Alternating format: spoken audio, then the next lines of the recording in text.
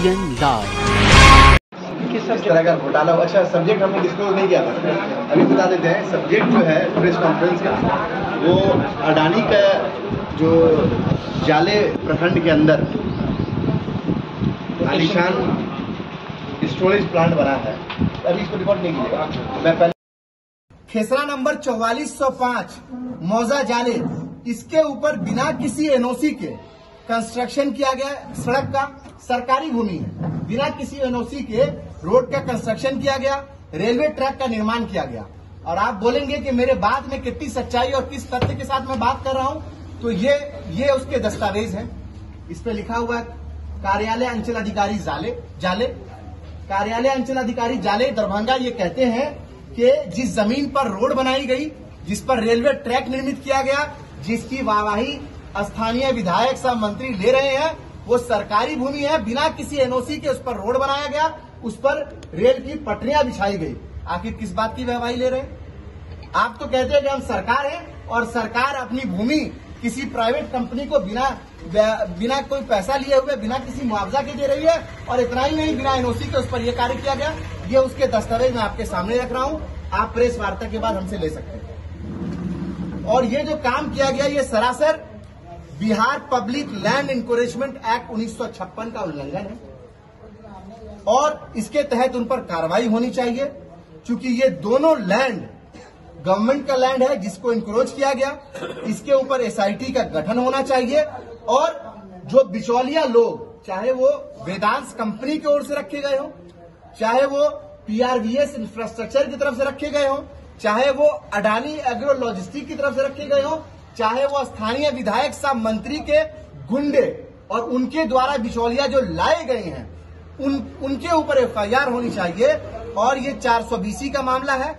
IPC की धारा 420, 467, 468, 471 और 409 के अंदर इसके ऊपर एफआईआर बनता है। और इसमें इन तमाम कंपनी के ऊपर, जिसमें अडानी के ऊपर भी एफआईआर होनी चाहिए। हमारी ये मांग है आपकी प्रेस वार्ता के जरिए।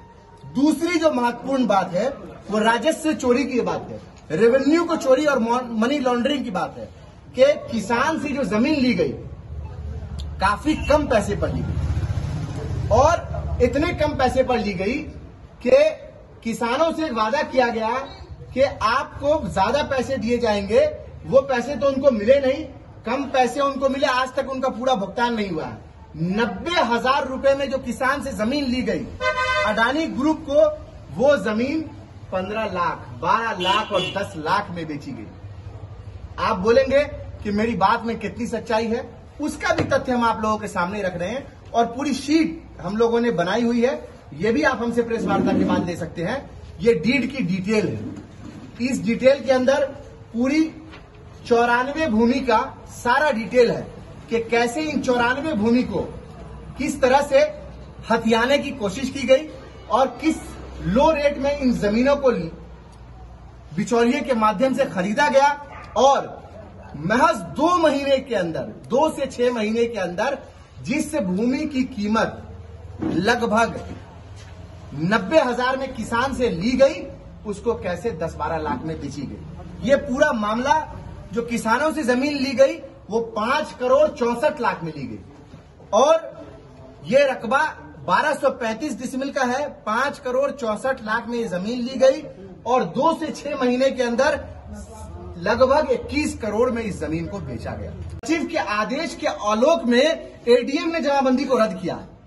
एडीएम ने खुद से नहीं किया, 1 साल तक एडीएम सुनवाई को टालते रहे। तो मैं इस मामले में एडीएम के ऊपर भी जांच होनी चाहिए, इस मामले में सीओ के ऊपर जांच होनी चाहिए, इस मामले में तमाम उन पदाधिकारियों के ऊपर जांच होनी चाहिए जिनकी भूमिका संदिग्ध लगती है। जमाबंदी कैंसिल हो गई है। 20 मार्च को इसका ऑर्डर आ गया था सचिवालय की ओर से एडीएम साहब को कि आप इसका जमाबंदी कैंसिल कीजिए। लेकिन मैं ये पूछना चाहता हूं कि ये जो लापरवाही हुई है और ये जो भ्रष्टाचार हुआ है, इसमें अब तक कोई एफआईआर क्यों नहीं? क्या इसमें एफआईआर नहीं बनती है? डीएम साहब इसमें एफआईआर क्यों नहीं कर रहे हैं? या सचिव ने भी माना है? एक और दूसरा लेटर मैं आपको दिखा रहा हूं। इसके जब हम लोगों ने बिहार लोक शिकायत निवारण अधिकार अधिनियम के तहत विभागीय सचिव और प्रधान सचिव को द्वितीय अपील दिया, राजस्व एवं भूमि सुधार विभाग को, तो उनका ये रिप्लाई आया, उनका रिप्लाई आपके सामने है। इसी रिप्लाई में बताया गया कि इसको जमाबंदी को कैंसिल किया जाए। अगली सुनवाई जो एडीएम की थी वो 20 मार्च को थी, उसमें इसको कैंसिल करने के लिए कहा गया। इन्होंने भी माना है कि गड़बड़ी हुई है तभी जमाबंदी कैंसिल हुई है। अगर गड़बड़ी नहीं हुई होती तो जमाबंदी कैंसिल क्यों होती, रद्द क्यों होती? जमाबंदी तो रद्द करवाई गई, लेकिन किसी भी भ्रष्ट अधिकारी और पदाधिकारी के ऊपर कोई कार्रवाई के दिशा निर्देश नहीं आए। मैं ये पूछना चाहता हूं कि सरकारी जमीन को बेचना किसी और को या किसी कंपनी के नाम कर देना क्या कोई आसान बात है? अगर नहीं है तो कार्रवाई होनी चाहिए। इसमें एडीएम और डीएम साहब को कार्रवाई करनी चाहिए कि क्यों ऐसा हुआ और कौन कौन लोग से इसमें इन्वॉल्व हैं। मुझे मालूम है कि बड़े लोग इन्वॉल्व हैं, विधायक मंत्री लोग इन्वॉल्व हैं, सरकार इन्वॉल्व है, इसीलिए मामले में कोई कार्रवाई नहीं हो रही है। अगर इन्वॉल्व नहीं होते तो जाले के विधायक और वर्तमान में जो मंत्री हैं वो उनको पैसा कहां से आता कि नर्सिंग कॉलेज खोलते अपना बैठ के?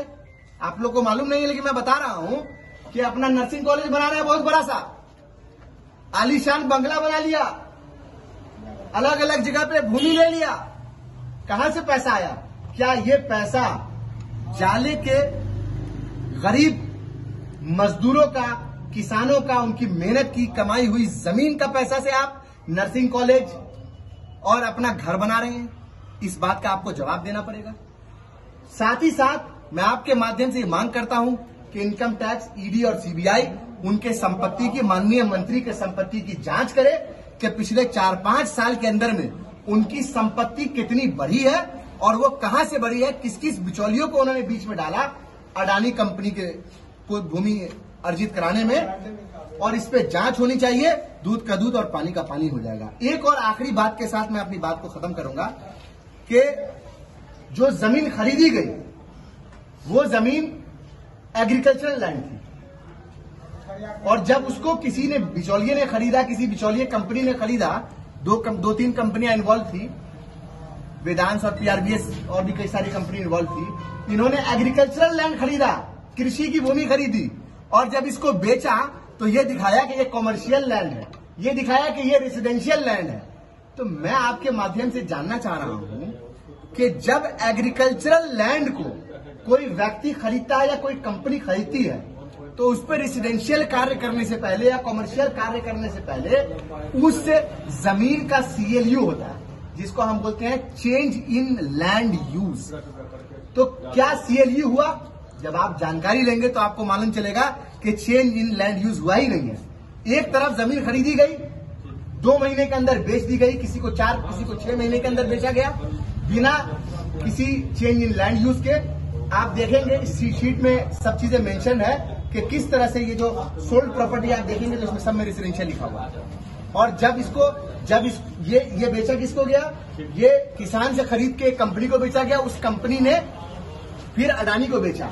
तो जब किसान से खरीदा गया तो ये तमाम जो जमीनें थी वो एग्रीकल्चर थी, और अचानक से ये जमीन रेसिडेंशियल और कॉमर्शियल हो जाती है। तो मैं इस प्रेस वार्ता के माध्यम से आप लोगों के बीच यही रखना चाहता हूं, और ये आखिरी बात, और ये बस यही पूछना चाहता हूं कि आखिर कार्रवाई कब होगी, एफआईआर कब होगा? मैंने तो आईपीसी की धारा बता दी कि किस किस धारा के अंदर एफआईआर होना चाहिए, सारा रिसर्च करके आप मीडिया बंधुओं के माध्यम से रख दिया है। उम्मीद करते हैं कि बिहार सरकार, इसमें बैठे पदाधिकारी इस पर संज्ञान लेंगे, सरकार, मुख्यमंत्री महोदय इस पर संज्ञान लेंगे और अपने मंत्री के ऊपर कार्रवाई करेंगे, और इतनी बड़ी वित्तीय अनियमितता को देखते हुए नैतिक तौर पर मंत्री पद से इस्तीफा देना चाहिए जीवेश जी को। बहुत धन्यवाद आपका। ये जो आपकी जमाबंदी कैंसिल का, वो कितना जमाबंदी कैंसिल हुआ? टोटल जमीन का हुआ या कुछ उसका रकबा है? इसका रकबा है जो इसमें आपको मेंशन है कि खेसरा नंबर 4405। पूरी जमाबंदी कैंसिल नहीं हुई? पूरी जमाबंदी कैंसिल नहीं हुई है। खेतरा नंबर 4405 का जो है वो आपको इलीगल कब्जा था। 103 डिसमिल जमीन है जिसपे इलीगल कब्जा है, सरकारी जमीन है, उसको किया गया, उसका जमाबंदी कैंसिल हुआ है। और बाकी जो जमीन ATN Live।